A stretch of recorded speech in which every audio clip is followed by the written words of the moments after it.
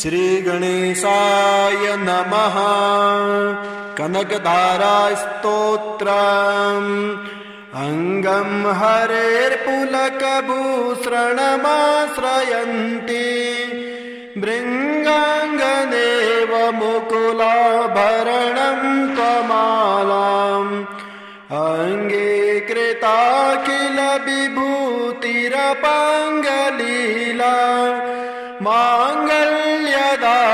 मम मङ्गलदेवतायाः मुग्धा मुहुर्विदधति वदने मुरारे प्रेमत्रपा प्रणिहितानि गतागतानि मालादृशोर्मधुकरीव महोत्पलेया सा मे श्रियं दिशतु सागरसम्भवायाः विश्वमरेन्द्रपदविभ्रमदान्ददक्ष आनन्दहेतुरधिकं मुरविद्विषोऽपि ईषन्निषीदतु मयि क्षणमीक्षणार्धम्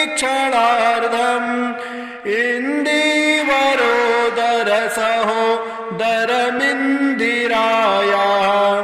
आमीलिताक्षमधिगम्य मुदा मुकुन्दम् आनन्दकन्दमणिमे समनङ्गतन्त्रम् आकेकरे स्थितिकनि निकपाक्षनेत्रम् भूत्यै भवेन्मम भुजङ्गशयाङ्गनायाः बाहुवन्तरे मधुजितः श्रितकौस्तुभेया हारावलीवहरणे लमयी विभाते कामप्रदा भगवतो पिकटाक्षमाला कल्याणमावहतु मे कमलालयायाः कालाम्बुदालिललितो रसिकैटभारे धाराधरे स्फुरतिया तडदङ्गनेवा मातुः समस्तजगतां महनीयमूर्तेः भद्राणि मे दिशतु भार्गवनन्दनायाः प्राप्तं पदं प्रमथतः खलु यत्प्रभावात् माङ्गल्यभाजि मधुमाथिनि मन्मथेन मय्यापते तदिहमन्तरमीक्षणार्धम् मन्दालसं च मकरालयकन्यकायाः दद्यादयानुपवनो द्रविडाम्बुधाराम् अस्मिन्न किञ्चन विहङ्गसि सौविषणे दुष्कर्मगार्ममपनीयचिराय दूरम् नारायण प्रणयनि नयनाम्बुवाः इष्टाविशिष्टमतयो पिययार्धदृष्ट्या त्रेविष्टपपदं सुलभं लभन्ते दृष्टिः प्रहष्टकमलो दरदीप्तिरिष्टाम् पुष्टिं कृषेष्ट मम पुष्करविष्टरायाः गिरदेवतेति गरुडध्वज सुन्दरीति शाकम्भरीति शशिशेखरवल्लभेति सृष्टि स्थिते प्रलयके लिषु संस्थितायै तस्यै नमस्त्रिभुवनैकगुरोस्तरुण्यै श्रुत्यै नमोऽस्तु शुभकर्मफलप्रसूत्यै राज्ञै नमोऽस्तु रमणीयगुराणवायै शक्त्यै नमोऽस्तु शतपत्रनिकेतनायै पुष्ट्यै नमोऽस्तु पुरुषोत्तमवल्लभायै नमोऽस्तु नालेकनिभाननायै नमोऽस्तु दुग्धोदधिजन्मभूम्यै नमोऽस्तु सोमामृतसोदरायै नमोऽस्तु नारायणवल्लभायै सम्पत्कराणि सकलेन्द्रियनन्दनानि साम्राज्यदानविभवानि सरोरुहाक्षि तद्वन्दनानि दुरिता हरणोद्यतानि मामेव मातरनिशां कलयन्तु मान्ये यत्कटाक्षसमुपासनविधिः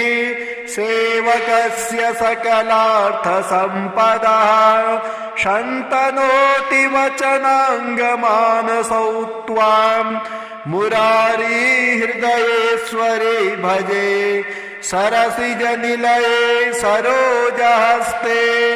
धवलतमां सुखगन्धमाल्यशोभे भगवती हरिवल्लभे मनोज्ञे त्रिभुवनभूतिकरी प्रसीद मह्यम्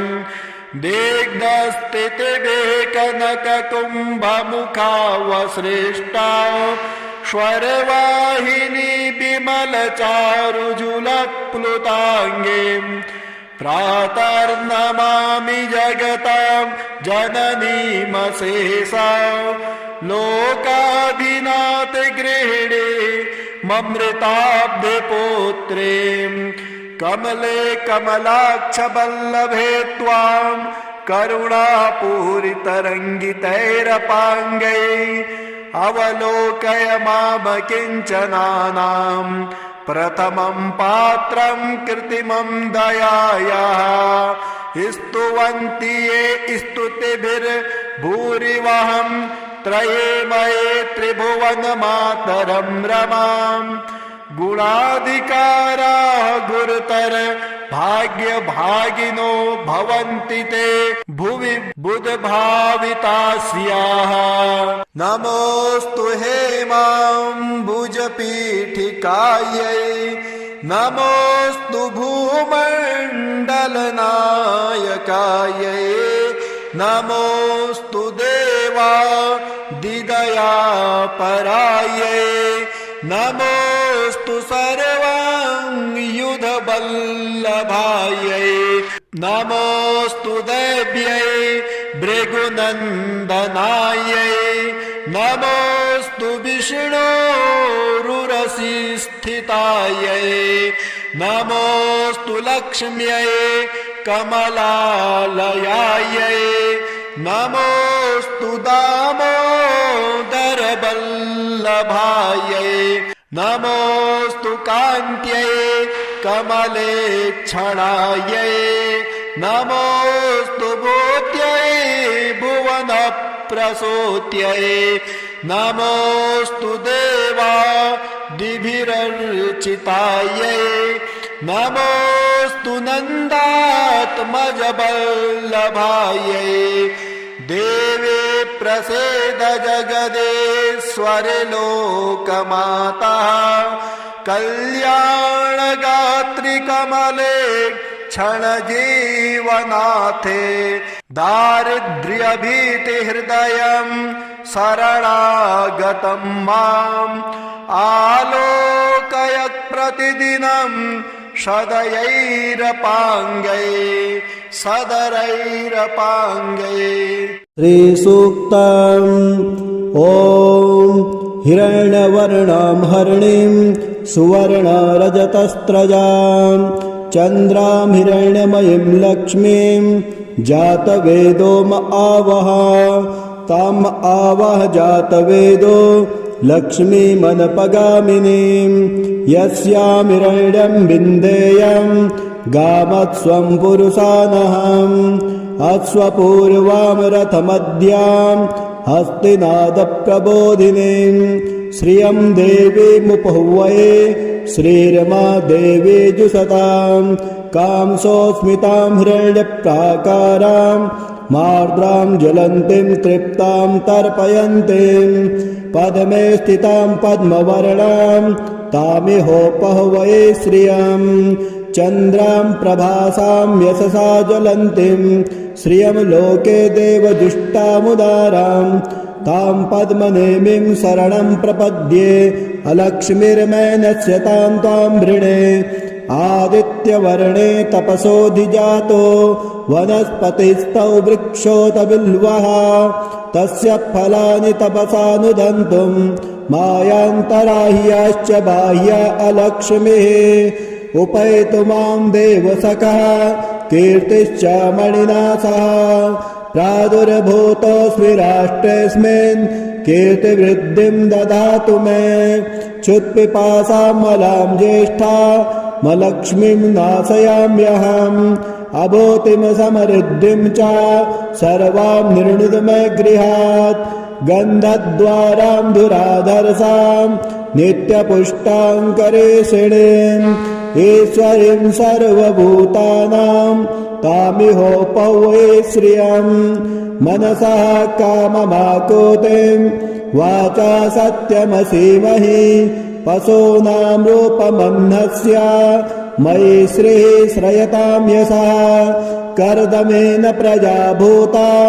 मयि सम्भव कर्दमः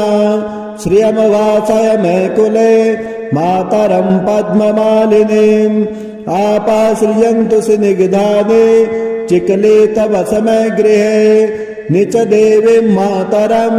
श्रियं वासय मे कुले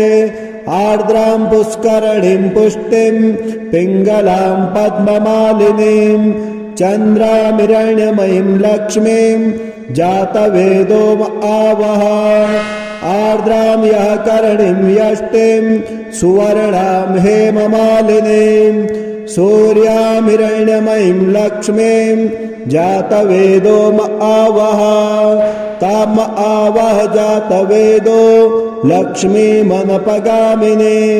यस्यामिरण्यं प्रभूतं गावो दास्योऽस्वान् बिन्देयं पुरुषाणां यः शुचिप्रयतो भूत्वा जुह्याद्याज्यमन्वहम् श्रियः पञ्चदशर्चं च श्रीकामः सततं जपेत् फलस्तुतिः पद्मानने पद्म ऊरु पद्माक्षे पद्मसम्भवे तन्मे भजसि पद्माक्षे येन सौख्यं लभाम्यहम् अश्वदाये गोदाये धनदाये महाधने धनं मे जुषतां देवे सर्वकामाश्च देहि मे पुत्रपौत्रधनं धान्यं हस्तस्वादिगवेरथम् प्रजानां भवसि माता आयुष्मन्तं करोतु मां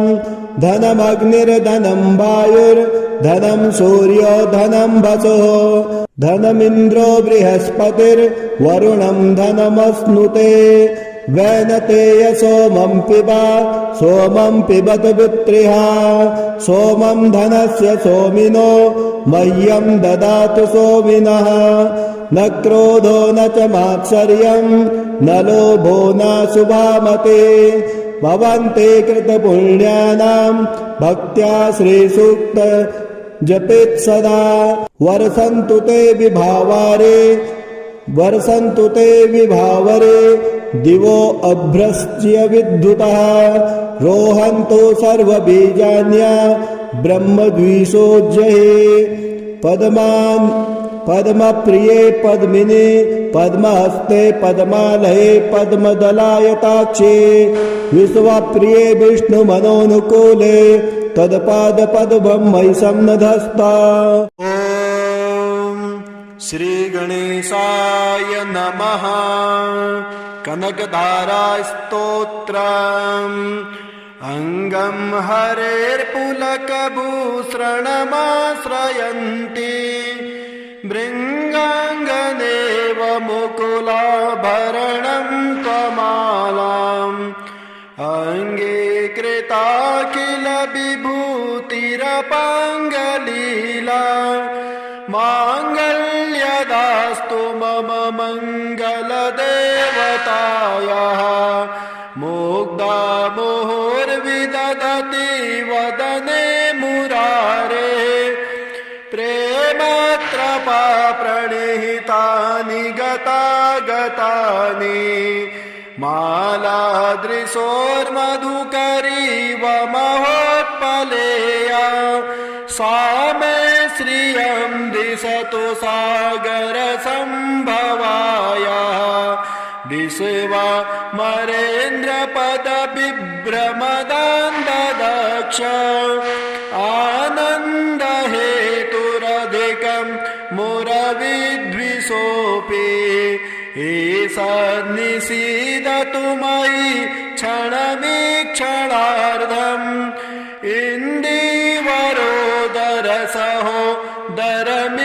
इन्दीवरोदरसहोदरमिन्दिरायाः आमीलिताक्षमधिगम्य मुदा मुकुन्दम् आनन्दकन्दमणिमे समनङ्गतन्त्रम्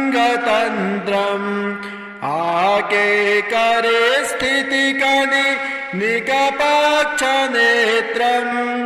भूत्यै भवेन्मम भुजङ्गशयाङ्गनायाः बाहुवन्तरे मधुजितः श्रितकौस्तुभेया हारावलीवहरणे लमयी विभाते कामप्रदा भगवतो पिकटाक्षमाला कल्याणमावहतु मे कमलालयायाः कालाम्बुदालिललितो रसिकैटभारे धाराधरे स्फुरति या तडदङ्गनेव मातुः समस्तजगतां महनीयमूर्तेः भद्राणि मे दिशतु भार्गवनन्दनायाः प्राप्तं पदं प्रमथतः खलु यत्प्रभावात् माङ्गल्यभाजि मधुमाथिनि मन्मथेन मय्यापते तदिहमन्तरमीक्षणार्धम् मन्दालसं च मकरालयकन्यकायाः दद्यादयानुपवनो द्रविडाम्बुधाराम् अस्मिन्न किञ्चन विहङ्गसि सौविषणे दुष्कर्मगार्ममपनीयचिराय दूरम् नारायण प्रणयनि नयनाम्बुवाः इष्टाविशिष्टमतयो पिययार्धदृष्ट्या त्रेविष्टपपदं सुलभं लभन्ते दृष्टिः प्रहष्टकमलो दरदीप्तिरिष्टाम् पुष्टिं कृशेष्ट मम पुष्करविष्टरायाः गिरदेवतेति गरुडध्वज सुन्दरीति शाकम्भरीति शशिशेखरवल्लभेति सृष्टि स्थिते प्रलयके लिषु संस्थितायै तस्यै नमस्त्रिभुवनैकगुरोस्तरुण्यै श्रुत्यै नमोऽस्तु शुभकर्मफलप्रसूत्यै राज्ञै नमोऽस्तु रमणीयगुराणवायै शक्त्यै नमोऽस्तु शतपत्रनिकेतनायै पुष्ट्यै नमोऽस्तु पुरुषोत्तमवल्लभायै नमोऽस्तु दाले कनिभाननायै नमोऽस्तु दुग्धोदधि जन्मभूम्यै नमोऽस्तु सोमामृतसोदरायै नमोऽस्तु नारायणवल्लभायै सम्पत्कराणि सकलेन्द्रियनन्दनानि साम्राज्यदानविभवानि सरोरुहाक्षि तदवन्दनानि दुरिता हरणोद्यतानि मामेव मातरनिशं कलयन्तु मान्ये यत्कटाक्षसमुपासनविधिः सेवकस्य सकलार्थसम्पदः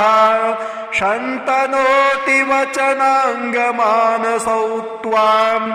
मुरारी हृदयेश्वरे भजे सरसिजनिलये सरोजहस्ते धवलतमां सुखगन्धमाल्यशोभे भगवती हरिवल्लभे मनोज्ञे त्रिभुवनभूतिकरी प्रसीद मह्यम् दिग्धस्थितिभे कनककुम्भमुखावसृष्टा स्वरवाहिनी विमलचारुजुलप्लुताङ्गीम् प्रातर्नमामि जगतां जननीमशेषा लोकाधिनाथगृहिणी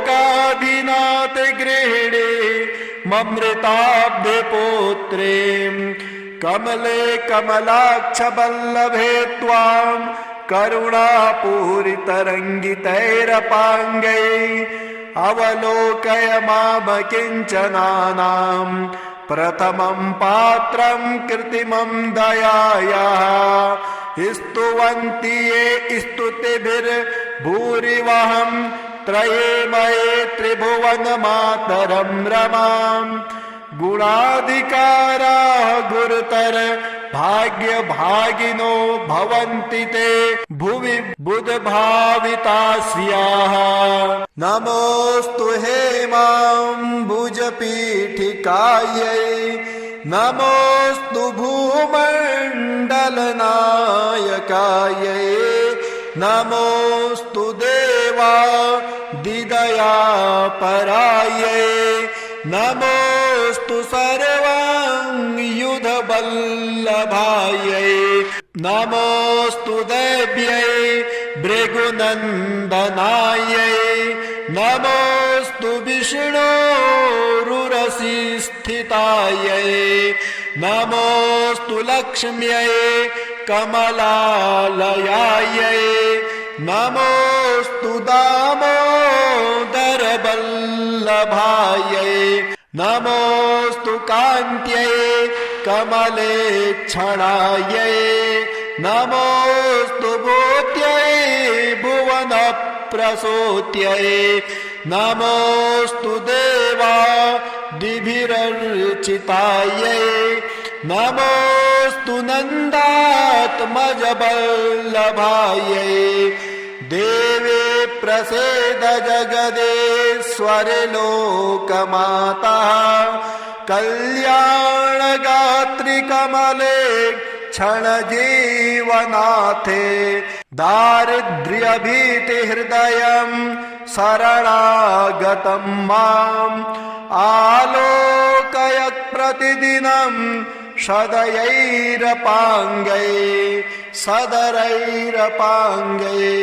श्रीसूक्तम् ॐ हिरण्यवर्णां हरिणीं सुवर्णरजतस्रजां चन्द्रां हिरण्यमयीं लक्ष्मीं जातवेदो आवह ताम् आवह जातवेदो लक्ष्मीमनपगामिनीं यस्यां हिरण्यं विन्देयं गामत्स्वं पुरुषानहम् अश्वपूर्वां रथमद्यां हस्तिनादप्रबोधिनीं श्रियं देवीमुपहुवये श्रीरमा देवी जुषतां कांसोऽस्मितां हिरण्यप्राकारां मार्द्रां ज्वलन्तीं तृप्तां तर्पयन्तीं पद्मे स्थितां पद्मवर्णां तामिहोपहवये श्रियं चन्द्रां प्रभासां यशसा ज्वलन्तीं श्रियं लोके देवजुष्टामुदारां तां पद्मनेमिं शरणं प्रपद्ये अलक्ष्मीर्मैनस्य तां त्वां वृणे आदित्यवर्णे तपसोऽधिजातो वनस्पतिस्तौ वृक्षोत बिल्वः तस्य फलानि तपसानुदन्तुं मायान्तराह्याश्च बाह्या अलक्ष्मीः उपैतु मां देवसखः कीर्तिश्च मणिना सह प्रादुर्भूतोऽस्मि राष्ट्रेऽस्मिन् कीर्तिवृद्धिं ददातु मे क्षुत्पिपासामलां ज्येष्ठामलक्ष्मीं नाशयाम्यहम् अभूतिं समृद्धिं च सर्वां निर्णुद मे गृहात् गन्धद्वारां धुराधरसां नित्यपुष्टाङ्करेषिणीम् ईश्वरीं सर्वभूतानां तामिहोपहवे श्रियं मनसः काममाकुतिं वाचा सत्यमसीमहि पशूनां रूपमन्नस्य मयि श्रीः श्रयतां यशः कर्दमेन प्रजा भूता मयि सम्भव कर्दमः श्रियमवासय मे कुले मातरं पद्ममालिनीम् आपाश्रियन्तु स्निग्धानि चिकले तव समय गृहे निच देवीं मातरं श्रियमवासय मे कुले आर्द्रां पुष्करणीं पुष्टिं पिङ्गलां पद्ममालिनीं चन्द्रामिरण्यमयीं लक्ष्मीं जातवेदो आवह आर्द्रां यः करणीं यष्टिं सुवर्णां हेममालिनीं सूर्यामिरण्यमयीं लक्ष्मीं जातवेदो आवह ताम आवह जातवेदो लक्ष्मीमनपगामिनीं यस्यामिरण्यं प्रभूतं गावो दास्योऽस्वान् विन्देयं पुरुषाणां यः शुचिप्रयतो भूत्वा जुह्याद्याज्यमन्वहं श्रियः पञ्चदशर्चं च श्रीकामः सततं जपेत् फलस्तुतिः पद्मानने पद्म ऊरु पद्माक्षे पद्मसम्भवे तन्मे भजसि पद्माक्षे येन सौख्यं लभाम्यहम् अश्वदाये गोदाये धनदाये महाधने धनं मे जुषतां देवे सर्वकामाश्च देहि मे पुत्रपौत्रधनं धान्यं हस्तस्वादिगवेरथम् प्रजानां भवसि माता आयुष्मन्तं करोतु मां धनमग्निर्धनं वायुर्धनं सूर्यो धनं वसुः धनमिन्द्रो बृहस्पतिर्वरुणं धनमश्नुते वैनतेय सोमं पिबत पुत्रिः सोमं धनस्य सोमिनो मह्यं ददातु सोमिनः न क्रोधो न च मात्सर्यं न लोभो न शुभामते भवन्ते कृतपुण्यानां भक्त्या श्रीसूक्त जपेत् सदा वर्षन्तु ते विभावरे दिवो अभ्रश्च्य विद्युतः रोहन्तु सर्वबीजान्या ब्रह्मद्विषोज्जये पद्मप्रिये पद्मिने पद्महस्ते पद्मालये पद्मदलायताक्षे विश्वप्रिये विष्णुमनोनुकूले तत्पादपद्मं मयि सन्नधस्ता। ॐ श्रीगणेशाय नमः। कनकधारास्तोत्रम् अङ्गं हरेर्पुलकभूषणमाश्रयन्ति भृङ्गाङ्गनेव मुकुलाभरणं त्वमालाम् अङ्गे कृताखिल विभूतिरपाङ्गलीला माङ्गल्यदास्तु मम मङ्गलदेवतायाः मुग्धा मुहुर्विदधति वदने मुरारे प्रेमत्रपा प्रणिहितानि गतागतानि मालादृशोर्मधुकरीव महोत्पलेया सा मे श्रियं दिशतु सागरसम्भवाया विश्वमरेन्द्रपदबिभ्रमदान्ददक्ष आनन्दहेतुरधिकं मुरविद्विषोऽपि ईषन्निषीदतु मयि क्षणमीक्षणार्धम्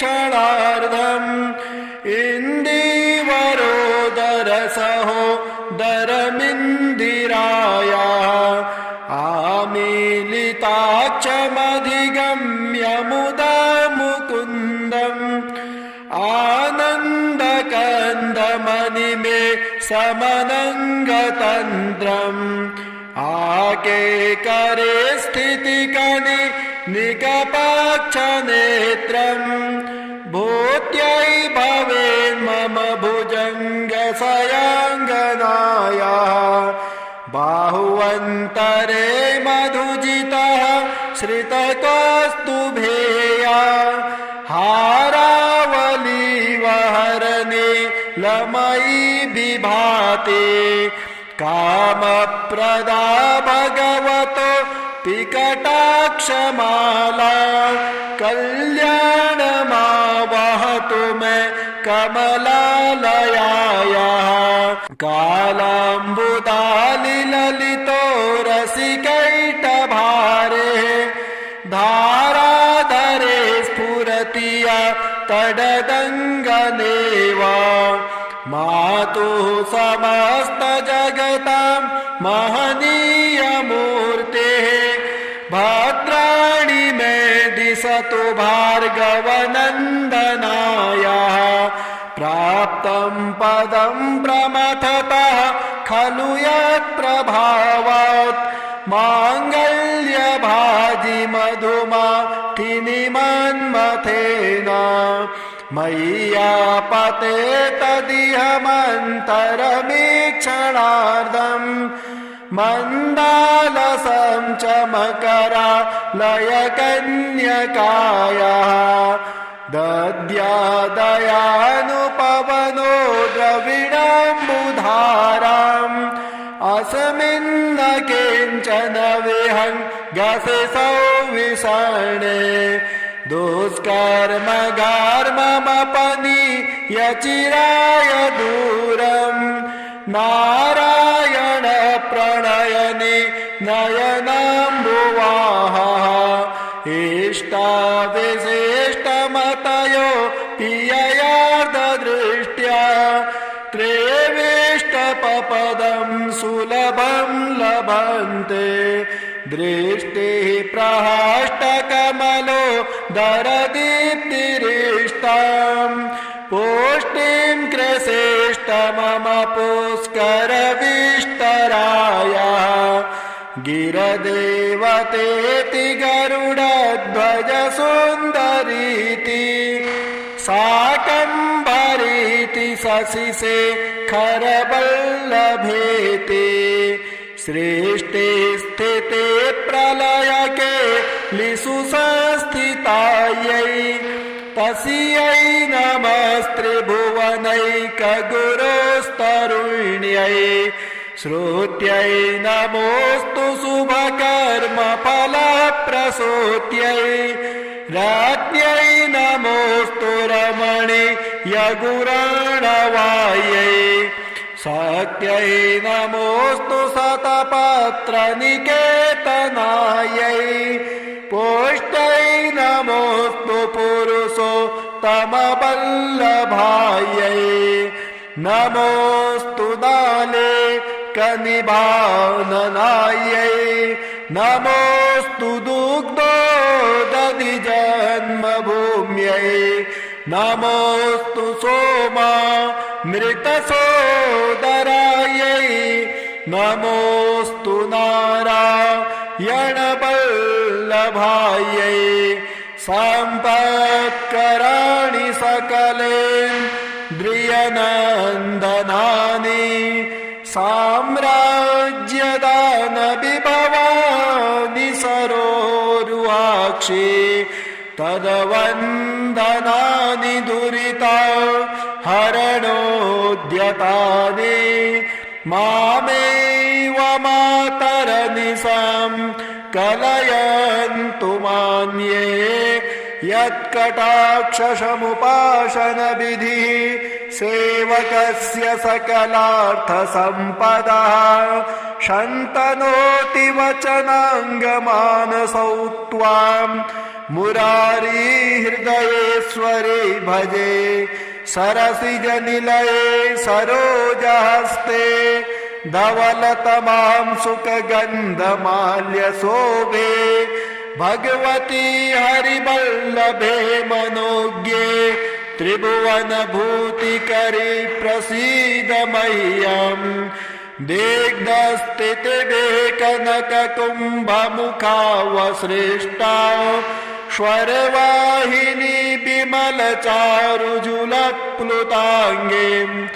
प्रातर्नमामि जगतां जननीमशेषां लोकाभिनाथगृहिणी ममृताब्धिपुत्रीं कमले कमलाक्षवल्लभे त्वां करुणापूरितरङ्गितैरपाङ्गैः अवलोकय माम किञ्चनानां प्रथमं पात्रं कृत्रिमं दयायाः स्तुवन्ति ये स्तुतिभिर्भूरिवहं त्रयेमये त्रिभुवनमातरं रमां गुणाधिकाराः गुरुतर भाग्यभागिनो भवन्ति ते भुवि बुधभावितास्याः नमोऽस्तु हेमाम्बुजपीठिकायै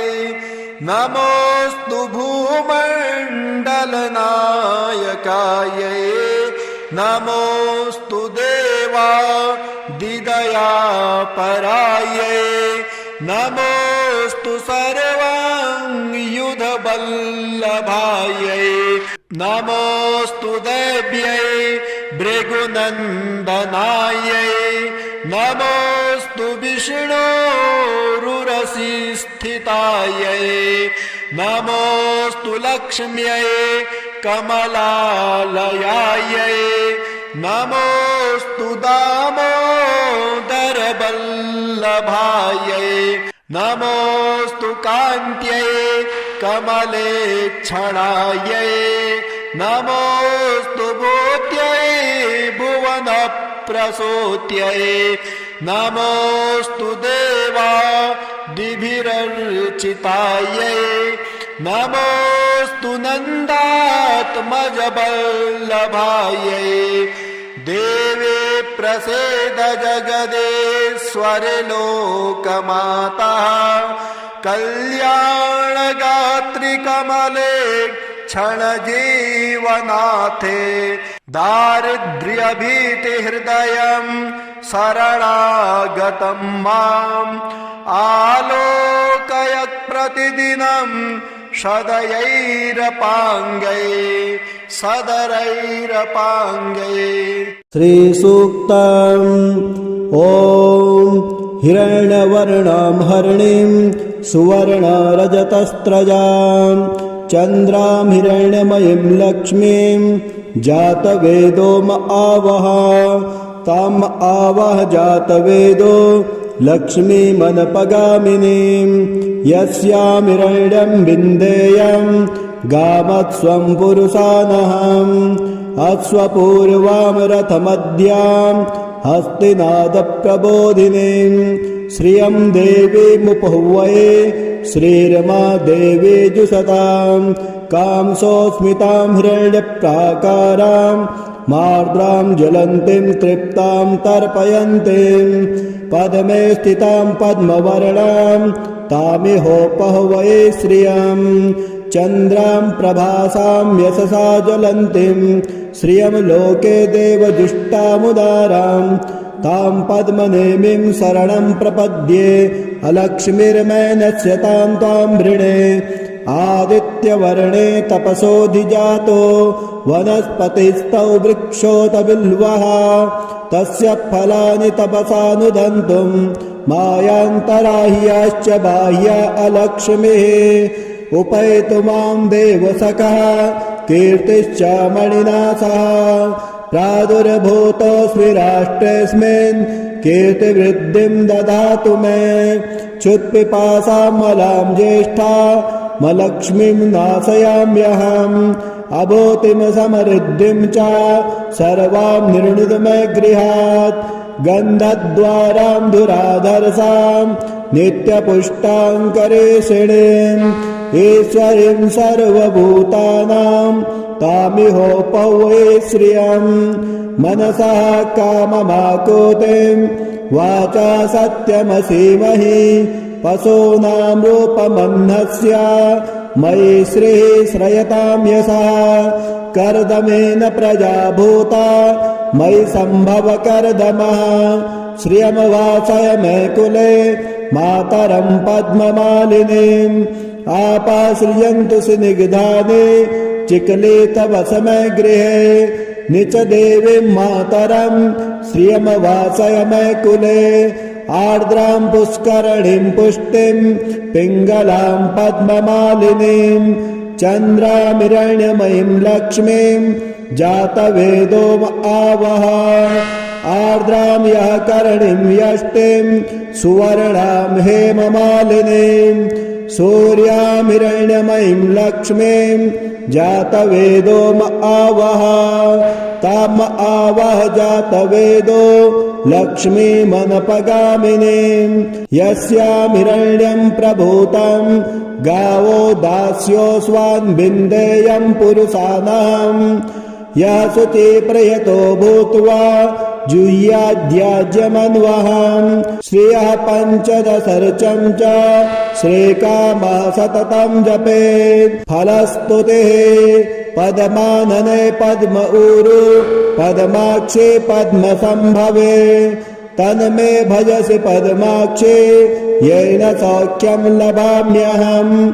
अश्वदाये गोदाये धनदाये महाधने धनं मे जुषतां देवे सर्वकामाश्च देहि मे पुत्रपौत्रधनं धान्यं हस्तस्वादिगवेरथम् प्रजानां भवसि माता आयुष्मन्तं करोतु मां धनमग्निर्धनं वायुर्धनं सूर्यो धनं वसुः धनमिन्द्रो बृहस्पतिर्वरुणं धनमश्नुते वैनतेय सोमं पिबत पुत्रिः सोमं धनस्य सोमिनो मह्यं ददातु सोमिनः न क्रोधो न च मात्सर्यं न लोभो न शुभामते भवन्ते कृतपुण्यानां भक्त्या श्रीसूक्त जपेत् सदा वर्षन्तु ते विभावरे दिवो अभ्रस्य विद्युतः रोहन्तु सर्वबीजान्या ब्रह्मद्विषोज्जये पद्मप्रिये पद्मिने पद्महस्ते पद्मालये पद्मदलायताक्षे विश्वप्रिये विष्णुमनोनुकूले तत्पादपद्मं मयि सन्नधस्ता।